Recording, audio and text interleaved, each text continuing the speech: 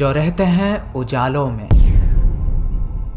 जो रहते हैं अंधकार में, जो रहते हैं शब्दों में, जो रहते हैं निशब्द में, जो रहते हैं ब्रह्मांड के शून्यताओं में, जो रहते हैं पृथ्वी के परिपूर्णताओं में, वो रहते हैं बच्चों के किताबों में, वो रहते हैं साधु के रुद्राक्ष में। अंधे का आँख है वो, लंगड़े का वैसाखी है वो। जन्म मृत्यु जीवन यौवन सूर्य चंद्र ग्रह नक्षत्र, इस संसार के जीवन मृत्यु चक्र में सदा सर्वदा वो ही विद्यमान है जो हैं जगत के नाथ प्रभु श्री जगन्नाथ। दोस्तों, ओडिशा अपने जगन्नाथ मंदिर को लेकर पूरी दुनिया में प्रसिद्ध है।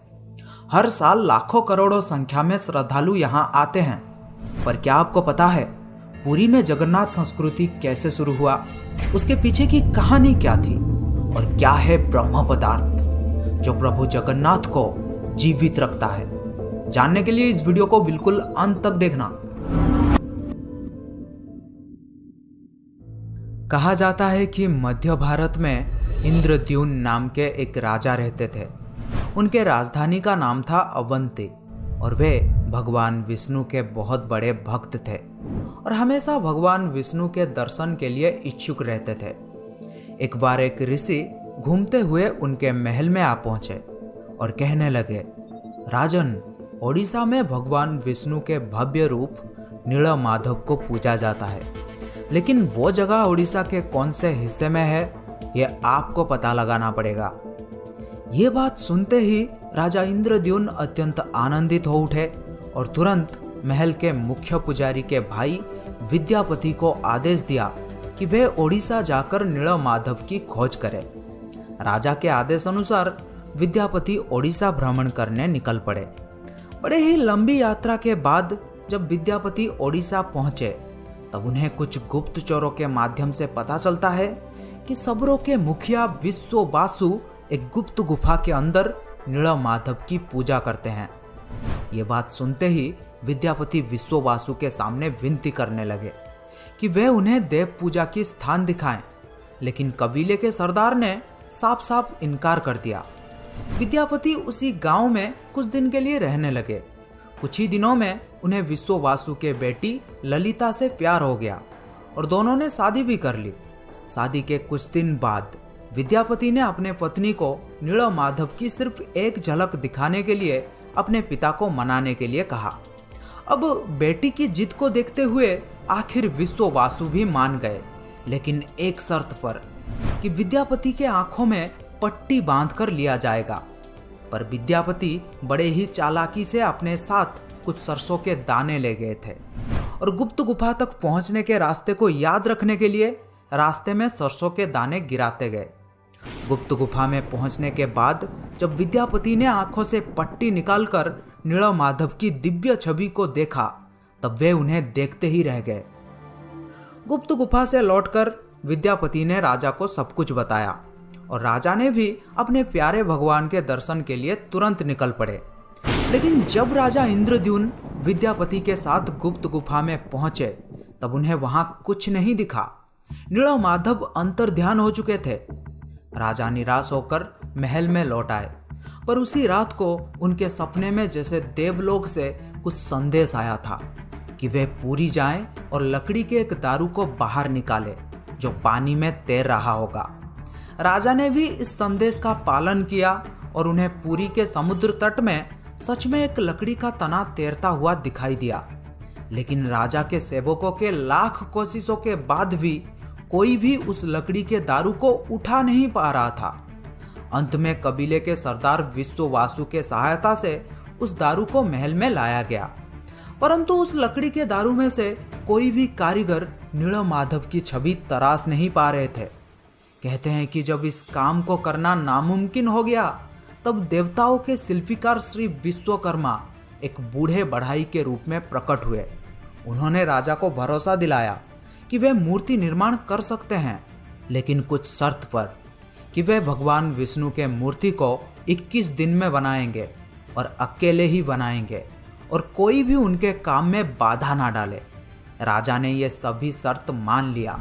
लोगों को सिर्फ आरी, छेनी और हथौड़ी इत्यादि की आवाजें सुनाई देती थी।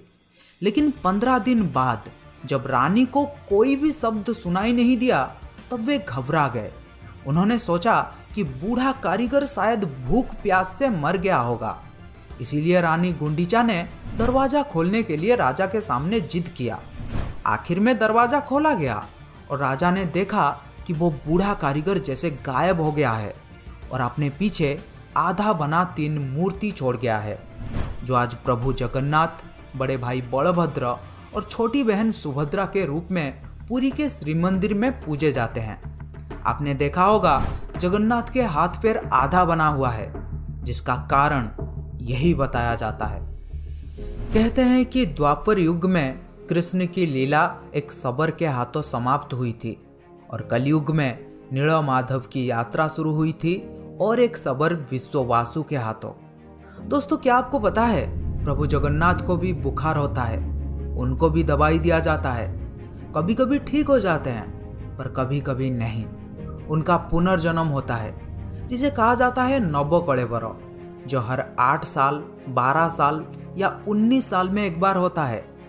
इन दिनों ओडिशा सरकार पुरी में अंधकार का ऐलान करते हैं और कुछ खास पुजारी आंखों में लाल कपड़ा और हाथों में लाल कपड़ा बांधकर पुरानी मूर्ति से कुछ रहस्यमयी चीज को निकालकर नई मूर्ति में लगा देते हैं, जिसे कहा जाता है ब्रह्म पदार्थ। ब्रह्म जो जीवन का प्रमाण देता है। जैसे प्रत्येक मनुष्य के शरीर में आत्मा होते हैं, उसी प्रकार प्रभु जगन्नाथ के शरीर में रहता है ब्रह्म या परमात्मा।